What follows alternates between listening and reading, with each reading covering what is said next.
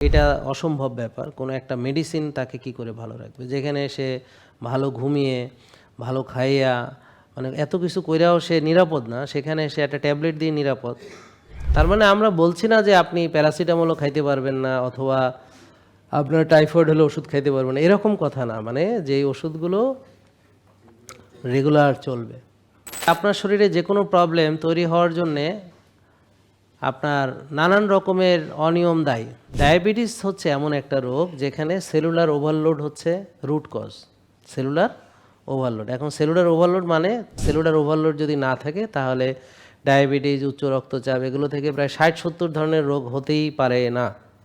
সুস্থ থাকার জন্যে যা জানার দরকার বেশিরভাগ আমরা তা জানি। আসসালামু আলাইকুম, সবাই ভালো আছেন?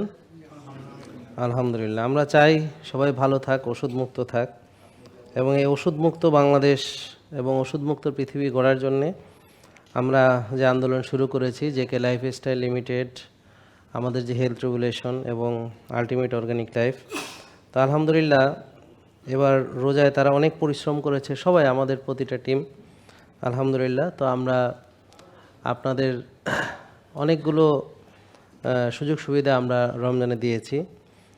সাধারণত আমরা চাই যে স্রোতের বিপরীতে চলার যে প্রয়াস, রমজানে সবাই সব কিছুর দাম বাড়ানো, এটা একটা ট্রেন্ড আছে আমাদের দেশে। তো আমরা চেষ্টা করেছিলাম আপনাদেরকে ডিসকাউন্ট অফার দিতে, এবং যারা নিয়েছেন তারা আসলে খুব ভালো গেইন করেছেন। কারণ এখন আস্তে আস্তে বিশ্বের যে পরিস্থিতি, সব কিছুরই আসলে ঊর্ধ্বগতি হবেই। আপনি দেখেন তেল পর্যন্ত পাওয়া যাচ্ছে না, মানে টাকা আছে কিন্তু আপনি তারপরও তেল পাচ্ছেন না। ভাই আমাকে টাকা নাও, তেল দাও, কিন্তু দিচ্ছে না, বুঝতে পারছেন? তো মানুষের জীবনে সবচেয়ে দাম কিন্তু টাকা না, সময়। এই যে ঘন্টার পর ঘন্টা দাঁড়ায় আছে লাইনে, এই যে প্রচুর সময়গুলো যে চলে যাচ্ছে, তো এটাতে কিন্তু দেশের অনেক ক্ষতি। কারণ প্রোডাক্টিভিটি কমে যাবে, আর যোগাযোগ ব্যবস্থা এবং যাতায়াত ব্যবস্থা এটা দেশের অর্থনীতিকে সচল রাখে। তো যখনই যোগাযোগ এবং যাতায়াত ব্যবস্থা বা সাপ্লাই চেন এগুলো যখন ইন্টারাপশনে চলে যাবে, বা এখানে যখন এটা সঠিকভাবে কাজগুলো সম্পন্ন হতে পারবে না, তখন দেখবেন যে সব কিছুরই দাম বাড়বে। তো এখন বর্তমানে অনেকেরই ধারণা আছে যে ডায়াবেটিস বোধহয় সারা জীবনের একটা রোগ। এই ধারণা এখনও আছে স্টিল। মানে আমরা খুবই আশ্চর্য যে তার মানে আমাদের যে কথাগুলো মানুষের কাছে ছড়াচ্ছে না, পৌঁছাচ্ছে না। আবার বিপরীত পক্ষে আরেক দল লোক আমার ছবি ভিডিও ব্যবহার করে তারা নকল ওষুধ বিক্রি করতেছে এবং ভুয়া ওষুধ বিক্রি করতেছে। কারণ ডায়াবেটিসের কোনো ওষুধ হতে পারে না। আমাদের যারা ডায়াবেটিস রোগী ভালো হয়েছে বিনা ওষুধে ভালো হয়েছে, ডায়াবেটিসের ওষুধ হতে পারে না। কারণ যদি সত্যি ওষুধ হতো তাহলে তো মানুষ ভালো হয়ে যেত ওষুধ খেয়ে। তো ওষুধ খেয়ে যদি ভালো হয়ে যেত তাহলে এত রোগী কেন ভালো হচ্ছে না কেন, প্রশ্নটা আমাদের মাথায় আসে। তা এটা নিয়ে যদি আপনি ভাবেন তাহলে দেখবেন যে আসলে উপায় আছে, কিন্তু আমরা হয়তো জানি না। ভালো হওয়া যায়, কিন্তু আমাদেরকে বলা হচ্ছে ভালো হওয়া যায় না। আর ওষুধ দিয়ে ভালো হয় না, কারণ হচ্ছে ডায়াবেটিস কোনো ওষুধের অভাবের রোগ না যে ওষুধ দিয়ে ভালো হবে। এটা দেখেন, pneumonia, typhoid, malaria, dysentery, diarrhoea, এগুলোর ওষুধ আছে কি না? এগুলোর ওষুধ কি কেউ সারা জীবন খায়? কেউ সারা জীবন খায় কেন? কারণ এটার ওষুধ আছে, চিকিৎসা আছে। তো ম্যালেরিয়া হয়েছে একটা জীবাণুর আক্রমণে, একটা ওষুধ দিয়ে ওই জীবাণুটাকে আমি মারছি, এটার ওষুধ আছে, ঠিক আছে। ডায়াবেটিস কোন জীবাণুর আক্রমণে হয়েছে? তাহলে কোনো জীবাণুর আক্রমণে ডায়াবেটিস হয়নি। তাইলে কোনো ওষুধ দিয়ে জীবাণু মেরে রোগ থেকে ভালো হওয়া যাবে? যাবে না। তাহলে কোনো ভিটামিনের অভাবে ডায়াবেটিস হয়নি যে ভিটামিন দিয়ে তারে ভালো করে দিবেন, বা কোনো মেডিসিনের অভাবে ডায়াবেটিস হয়নি যে মেডিসিন দিয়ে তারে ভালো করে দিবেন। দেখেন, বোঝার চেষ্টা করেন। তাহলে এই রোগের ওষুধ হইতে পারে কিভাবে? এই রোগের ওষুধ হইতে পারে কিভাবে? এটা তো সম্ভব না। তাই যে প্রতারকরা ভুয়া ওষুধ বিক্রি করছে, এই ভিডিও মানুষ যত দেখছে, তো আমরা যে বলছি ডায়াবেটিস মুক্তির আসল উপায়, সেই ভিডিও অত লোক দেখছে না। খুবই মানে হতাশাজনক পরিস্থিতি। কারণ খারাপ জিনিসের প্রচার বেশি হয়, ভালো জিনিসের প্রচার হয় না, কম হয়।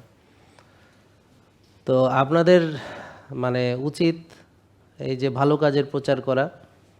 তো যারা বিশ্বাস করেন যে ডায়াবেটিস ভালো হয় সবাইকে বলবেন, এবং কীভাবে ভালো হয় তাদেরকে ব্যাখ্যা করবেন, এবং কিভাবে ডায়াবেটিস হয়। এখন আমরা এখানে এসেছি কেন? সুস্থ হতে না রোগী হতে? ডাক্তারের কাছে মানুষ যায় কেন? সুস্থ হতে নাকি রোগী হতে?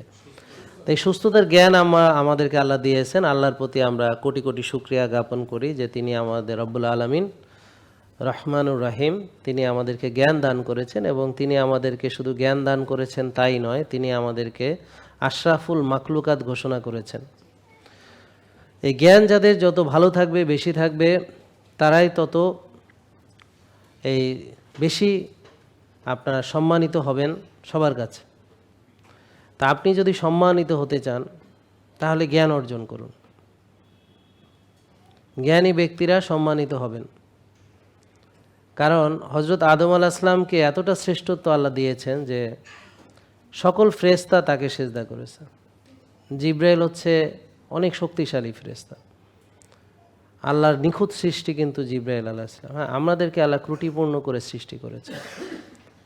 জিবরাইল আলাইহিস সালাম হচ্ছে আল্লাহর খুব একটা নিখুঁত সৃষ্টি, কারণ ফেরেশতাদের সব কিছু নিয়ন্ত্রণ জিবরাইল আমিনের মাধ্যমে বাকিদের ভিতরে যায়। সরাসরি জিবরাইল আমিন পর্যন্ত আল্লাহর সাথে দেখা করতে পারেন না। তো রাসূল সাল্লাল্লাহু আলাইহি ওয়াসাল্লাম যেই ওখানে গিয়ে আল্লাহর সাথে দেখা করে এসেছেন, এটা জিবরাইলও পর্যন্ত যাইতে পারে না ওই জায়গায়। তো মানুষের যে মর্যাদা, শ্রেষ্ঠত্ব, এটা সব কিছুর উপরে ঊর্ধ্বে। এটার কারণ হলো যে আমাদের নলেজ, জ্ঞান। তো রাসূল সাল্লাল্লাহু আলাইহি ওয়াসাল্লাম যদিও মানে ওনার অক্ষর জ্ঞান ছিল না, কিন্তু আল্লাহ তাআলা নিজে তাকে শিক্ষিত করেছেন, জ্ঞান দান করেছেন, নিজে তাকে শিক্ষা দিয়েছেন জিবরাইল আমিনের মাধ্যমে। এখন আমাদেরকে তো আল্লাহ তাআলা নবীদেরকে যেভাবে শিখাইছেন, আমাদের তো আল্লাহ সেভাবে শেখাবেন না। আমাদেরকে মাস্টারের কাছ থেকে শিখতে হবে। মাস্টার হলো আমার প্রিয় নবী হযরত মুহাম্মদ সাল্লাল্লাহু আলাইহি ওয়াসাল্লাম। তো আমাদের একটা কিতাব আছে, পবিত্র কোরআন মাজিদ, আর অসংখ্য হাদিস আছে রাসূল সাল্লাল্লাহু আলাইহি ওয়াসাল্লামের শিক্ষা। এই দুটোকে মিলিয়ে আমাদের জ্ঞান অর্জন করতে হবে, এবং এই জ্ঞানকে আমাদের প্রাত্যহিক জীবনে কাজে লাগাতে হবে। তাহলে আমরা কল্যাণপ্রাপ্ত হব, সম্মানিত হব, সুস্থ থাকব, পৃথিবীতে শান্তি পাব, সমাজে শান্তি আসবে, রাষ্ট্রে শান্তি আসবে, এবং আখিরাতেও আমরা শান্তি পাব, এবং দোজকের কঠিন আযাব থেকে আমাদেরকে আল্লাহ মুক্তি দিবেন ইনশাআল্লাহ। সুস্থ থাকার জন্যে যা জানার দরকার বেশিরভাগ আমরা তা জানি, কিন্তু আমাদের সেগুলো মানার মতো মানসিকতা নেই। যেমন খাবার ব্যাপারে বিশুদ্ধ খাবার খাওয়া ভালো, এটা আমরা সবাই জানি, কোরআন থেকেই জানি যে হালাল এবং তৈয়ব খেতে হবে। খাবারটা হালাল হতে হবে, হারাম খাওয়া যাবে না। আর তৈয়ব হতে হবে, নিকৃষ্ট খাবার খাওয়া যাবে না। যেই খাবারকে সবাই রোগী হয় সেটা তৈয়ব না, বিকৃত খাবার তৈয়ব না। তো প্রকৃত আল্লাহ যেটা যেভাবে দিয়েছেন সেই খাবারগুলো সেভাবে, যেটা অবিকৃত অবস্থায় আছে। তাহলে কতটুকু খেলে ভালো সেটাও আছে হাদিসে, যে তোমরা শিরদাঁড়া সোজা রাখার মতো যতটুকু খেলে তোমার শিরদাঁড়া সোজা থাকে 1 লোকমা, সেটাই খাও, বা 2 লোকমা। আর বেশি খেতে চাইলে 3 ভাগের 1 ভাগ খাও, আর 1 ভাগ পানি খাও, 1 ভাগ ফাঁকা খাও। ঘুমাইয়ার যদি ঠিক থাকে বা সেলুলার ওভারলোড যদি না থাকে, তাহলে ডায়াবেটিস, উচ্চ রক্তচাপ, এগুলো থেকে প্রায় 60-70 ধরনের রোগ হতেই পারে না। ব্যাপারটা বোঝা গেল কিনা দেখেন। তার মানে কোরআন হাদিসের ভিতরে আল্লাহ তাআলা আমাদেরকে এমন জ্ঞান দিয়েছেন, যেই জ্ঞান আমরা যদি চর্চা করি বাস্তব জীবনে, তাহলে এই চর্চায় বাধা হয়ে কে দাঁড়াবে? বাধা হবে আমার সমাজ ব্যবস্থা, রাষ্ট্র ব্যবস্থা, ইবলিসীয় ব্যবস্থা। আল্লাহ তাআলা যা বলেছেন তার বিপরীত যা কিছু আছে তাই। তো দেখেন, আপনি একটা ভালো খাবার যদি খেতে যান, ভালো খাবার বাজারে কিনতে পারবেন না। কেন? কারণ এটা অ্যাভেলেবেল রাখা হয়নি। কি অ্যাভেলেবেল রাখা হয়েছে? যা খেলে সহজে আপনি রোগী হবেন। তো যাদের বুদ্ধি অ্যাভারেজ, যাদের মাথায় ঘিলু কম, ওরা বলবে আমি তো এইসব খাবার পাবো না, তাহলে কি করব? তাহলে আর কি করবেন? রোগী হবেন, এই তো, যা পাবেন তাই খাবেন, করণীয় তো আর কিছু নেই। তো এরা বেশিরভাগই এই ধরনের অ্যাভারেজ, এবং তারা সবাই রোগী, এবং তাদের ঘরে ঘরে অলরেডি ফার্মেসি হয়ে গেছে, তারা সবাই অলরেডি ওষুধ খায়, অলরেডি ডান। তাদের যে বুদ্ধি নেই, এটা নতুন করে শেখাতে হবে না, এটা অলরেডি ডান। আমরা এখন প্রমাণ হয়ে গেছে। এটা যদি আমি 40 বছর আগে বলতাম তাহলে কথাটা তখন কেউ শুনতো না, কারণ ঘটনাটা তখনকার সাথে রিলেটেড ছিল না। আর সাবধান যতই মানুষকে করেন, ভবিষ্যৎ ভাবে বাণী দেন, মানুষ কখনোই নিজেকে পরিবর্তন করে না। যেমন কেয়ামতের কি ঘটবে সবাই আমরা জানি, আমাদের মৃত্যু হবে তাও আমরা জানি, আমরা কবরে যাব তাও জানি, কিন্তু প্রাত্যহিক বাস্তবিক জীবনে চলাফেরা দেখলে মানুষের মনেই হয় না যে এই ধরনের কোনো বিষয় মানুষের রিয়েলাইজেশনে আছে। তার লেনদেনে, তার চলাফেরায়, তার মনে করেন যে এভরিথিং, মানে সে কোনোদিন ভাবেই না যে সে মরবে টরবে বা তার বিচার হবে বা আল্লাহর সামনে দাঁড়াবে, তারপর তাকে বিচারের আওতায় আনা হবে, মানে সে ভাবতেছে না এরকম কিছুই হবে না।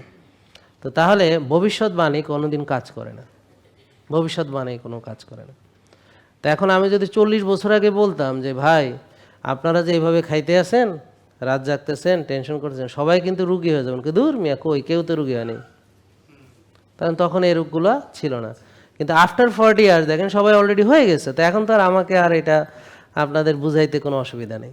আমরা বলছি না যে আপনি প্যারাসিটামলও খাইতে পারবেন না, অথবা আপনার টাইফয়েড হলে ওষুধ খাইতে পারবেন না, এরকম কথা না। মানে যেই ওষুধগুলো রেগুলার চলবে, প্রেশারের ওষুধ, ডায়াবেটিসের ওষুধ, গ্যাসের ওষুধ, ঘুমের ওষুধ, টেনশনের ওষুধ, মানে চলতেছে আর কি, একেবারে চলে। এই ওষুধগুলো যেগুলো চলবে ওগুলো নিয়ে আমরা কথা বলছি, কারণ হঠাৎ বিপদে যে কেউ পড়তে পারে, আমিও পড়তে পারি। হঠাৎ বিপদে পড়লে সেখান থেকে উদ্ধার করতে হলে যা দরকার সব করতে হবে, এটা আমরা এতে কোনো করি না।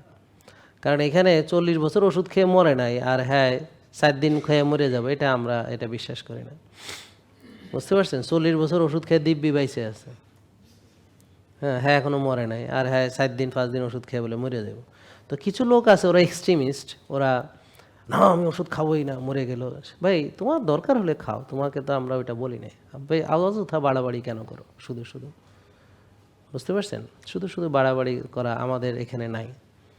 তো কিছু আছে লোকজন, এরা পাগলা মার্কা, মানে যখন খাইছে ওষুধ মুঠা মুঠা 25-30টা খাইছে, এখন খায় না, একটা খাইতেও সে খাবেই না, মরে গেল, এরকম। হ্যাঁ, অল অর নান ল, মানে করলে জমের করা করো, নাইলে একটুও করা যাবে না, এই ধরনের। এটা কোনো এরকম কিছু নাই, কারণ আমরা ত্রুটিপূর্ণভাবে এসেছি পৃথিবীতে।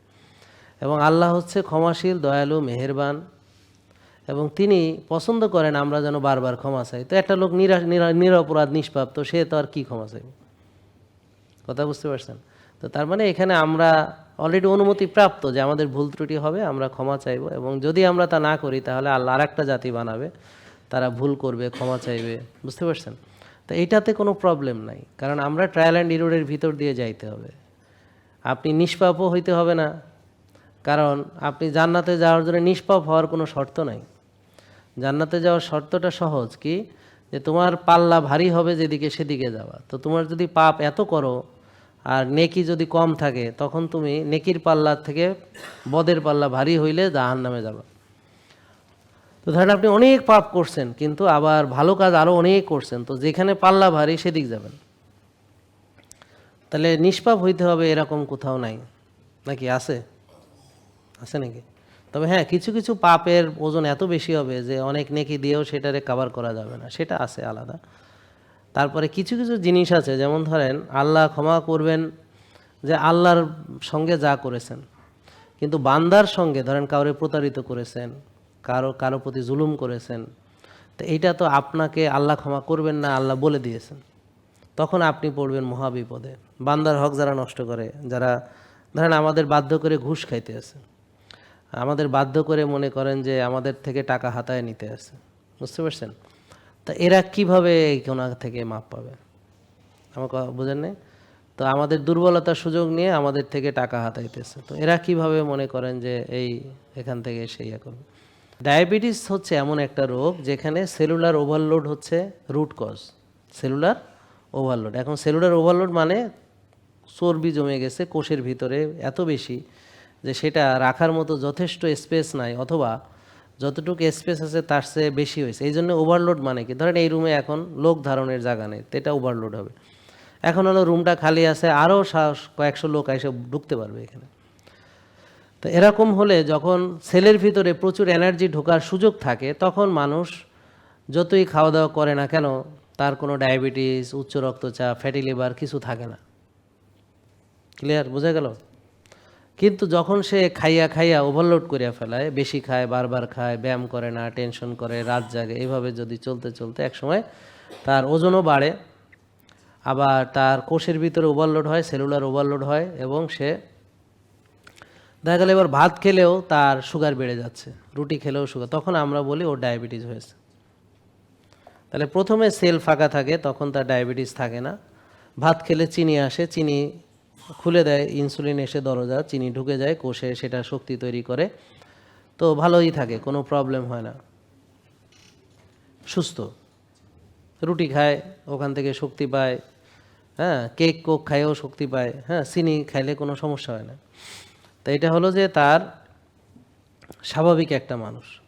তা এখন ভাত থেকে যে চিনিটা সে পাচ্ছে, চিনিতে প্রবলেম নাই যদি সে সুস্থ থাকে, কিন্তু ভাত থেকে যদি সে কেমিক্যাল পায় তখন প্রবলেম। যেমন সাদা ভাত, সেখানে কেমিক্যাল ফার্টিলাইজারের রেসিডিউ, কেমিক্যাল পেস্টিসাইডের রেসিডিউ, তারপর গ্লাইফোসেট, হেভি মেটাল জমি থেকে, এগুলো সে খাচ্ছে। তো এখন অল্প পরিমাণে খেলে 2-4 বছরে তার কিছু হবে না, কিন্তু আফটার 40 ইয়ার্স সে হার্ট অ্যাটাক করবে, বা আফটার 50 ইয়ার্স সে হার্ট অ্যাটাক করবে। বোঝার চেষ্টা করেন, মানে স্লো পয়জন আর কি। মানে ধরেন কোক খাচ্ছে, তাতে মরে যাচ্ছে না, কিন্তু দীর্ঘদিন খাচ্ছে, তারপরে দেখেন একটা সময় হার্ট অ্যাটাক হবে। তা শুধু খাওয়ার কারণে হবে তা না, মানে খাওয়া একটা কারণ, বুঝতে পারছেন? খাওয়া একটা কারণ, ব্যায়াম না করা আরেকটা কারণ, টেনশন করা, রাত জাগা আরেকটা কারণ, রোদ্রে না যাওয়া, ঘাসে হাঁটা আরেকটা কারণ, মানে মিলেমিশে হবে আর কি একটা জিনিস। তো তাহলে আপনার শরীরে যে কোনো প্রবলেম তৈরি হওয়ার জন্যে আপনার নানান রকমের অনিয়ম দায়ী। খাওয়ার অনিয়ম, ঘুমের অনিয়ম, ব্যায়াম না করা, টেনশন করা, রাত জাগা, বিশৃঙ্খল জীবনযাপন করা, এগুলো মিলিতভাবে এটা ইফেক্ট করে।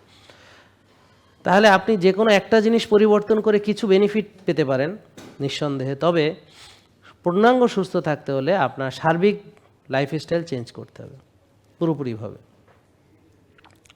সেখানে আপনি একটা ওষুধ কিভাবে আপনাকে ভালো রাখবে, এটা খুবই অবান্তর একটা প্রশ্ন। তো যাদের জ্ঞান আছে তারা মনে করবে এটা অসম্ভব ব্যাপার, কোনো একটা মেডিসিন তাকে কি করে ভালো রাখবে, যেখানে সে ভালো ঘুমিয়ে, ভালো খাইয়া, মানে এত কিছু কইরাও সে নিরাপদ না, সেখানে সে একটা ট্যাবলেট দিয়ে নিরাপদ। তা এখন আসেন ট্যাবলেট কতটা নিরাপদ সেটা নিয়ে আলোচনা করি। সেটা হলো, এই ট্যাবলেট আপনি একটা খেলেন, তার কিছু পার্শ্ব প্রতিক্রিয়া হলো, বছরকে বছর খেলেন, অনেক বছর খেলেন, তারপরে কি হবে? মেলা পার্শ্ব প্রতিক্রিয়া হবে। তো পরে আরও 20-30 বছর ওষুধ খেলে আপনার এই ওষুধে খেয়ে ফেলবে। আলটিমেটলি আপনি সেই দীর্ঘদিন ধরে নিজের টাকা খরচ করে নিজের 12টা বাজাচ্ছেন, নিজের পায়ে কুড়াল মারতেছেন। এটা ভাবতে খুব মজা লাগতেছে নিশ্চয়ই, যে বাহ, আমার বুদ্ধি এত ভালো যে আমি আমার সর্বনাশ আমি নিজেই করতেছি নিজের টাকা খরচ করে, বাহ বাহ বাহ, আমি তো বিরাট বুদ্ধিমান। এরকম অনেকে আসবে, এত বড় বড় ফাইল, মানে আমার ব্যাগ ভর্তি, স্যার আমি মেলা ডাক্তার দেখাইছি, মানে নিজের 12টা মেলা বাজাইছি, মেলা টাকা খরচ করছি, মেলা ডাক্তারের ভিজিট দিছি, মেলা টাকার ওষুধ খাইছি, স্যার আমি নিজের 12টা বাজাতে আমি সিদ্ধ হস্ত, উস্তাদ মানুষ। এটা ছাড়া এখানে আর কিছু বোঝা যায় না। দেখেন আপনারা বুঝেন কিনা। যেখানে সমাধান আপনার কাছেই ছিল, সেই সমাধানের মধ্যে আপনি জানেন, অর্থাৎ আপনি জানতেন ওই যে 1 ভাগ খেতে হবে, ভালো খাবার খেতে হবে, রোজা রাখতে হবে, আর তারপর ব্যায়াম করলে ভালো, আমরা সবাই জানি নাকি? Early to bed early to rise সেটাও জানি, ডিসিপ্লিন মানা ভালো সেটাও জানি। আপনি না জেনে কোনো রোগের রুগী হন নাই। তা আপনারা একটু আগে স্বীকারই করছেন যে আমরা আসলে মানি না, জানি কিন্তু। তা একটা লোক জানে কিন্তু মানে না, রুগী হয়েছে, তারপর রুগী হয়ে সে ট্যাবলেট গিলতে আসছে, জানে কিন্তু মানে না। এখন গিলতে গিলতে ট্যাবলেটের যে আবার কি এটাও জানে, এটাও সে মানে না বা বুঝতে চেষ্টা করে না। নিজেকে সে পরিবর্তন করবে না, কথা হচ্ছে এটা। সে মইরা যাবে, নিজে ধ্বংস হয়ে যাবে, নিজে লুলা হয়ে যাবে, নিজের চোখ নষ্ট হয়ে যাবে, তাও নিজেকে পরিবর্তন করবে না। নিজে বিড়ি খাইতে খাইতে মনে করেন ক্যান্সার হলো, তাও কোনো অসুবিধা নেই, তবুও চলবে। নিজের লিভার নষ্ট করে ফেলতেছে, তাও তার বিকার নেই, সে করবে। মানে আমার লিভার আমি নষ্ট, তুই কেডা? তুই কে আছে বলার? তুই কে? আমার লিভার আমি নষ্ট করো, আমার টাকা আমি খাই, তোর কে? তো এইভাবে সে চিন্তা করে যে তাকে ভালো যে বলতে যায়, এই তুই, তোর কি সমস্যা? আমি খাইতেছি আমার টাকায়, আমার কি হবে, আমি দেখবো, তোর কে বলছে, তো ডাকছি আমি। তো এই ধরনের মানসিকতা তাদের, যে নিজের ভালো তো বোঝেই না, যদি কেউ তার ভালো তাকে বোঝাতে যায় তার উপরে তারে উল্টা গালাগালি করে। আরে বাবা, এখন এইভাবে চলা যায় নাকি? এভাবে কেমনে চলে মানুষ? সবাই দেখো চলতে আছে এভাবে, আর আমি আলাদা চলুম না? ঠিক আছে, সবাই রুগী হইতেছে, তুই রুগী হবি আর কি, তা ভালো হইতে চাইস কে? মেনে নে যে হ্যাঁ আমি এভাবে চলতেছি, আমার ক্যান্সার হবে, ক্যান্সার হওয়ার পরে আনন্দে আত্মহারা হয়ে যাবে যে ওহ পাইছি, এতদিনের চেষ্টা সফল হয়েছে। হ্যাঁ, চোখ নষ্ট হলে কনসার্ট আয়োজন করবি যে হ্যাঁ আমি চোখ নষ্ট করতে পারছি, যে মাশাল্লাহ, যে আমার চেষ্টা সফল। তো মানুষ তার ভবিষ্যৎ নিয়ে ভাবে না। মানুষ এমন একটা জাতি যে সে তার ফিউচার নিয়ে, যেইভাবে চলে কি যে তার ফিউচার হবে এটা নিয়ে সে ভাবে না। তারা ওই যে আল্লাহ বলছে যে বোবা কালাও অন্ধ, এবং এটা আল্লাহর কোরআনের আয়াত, তো এটা 100% সত্য।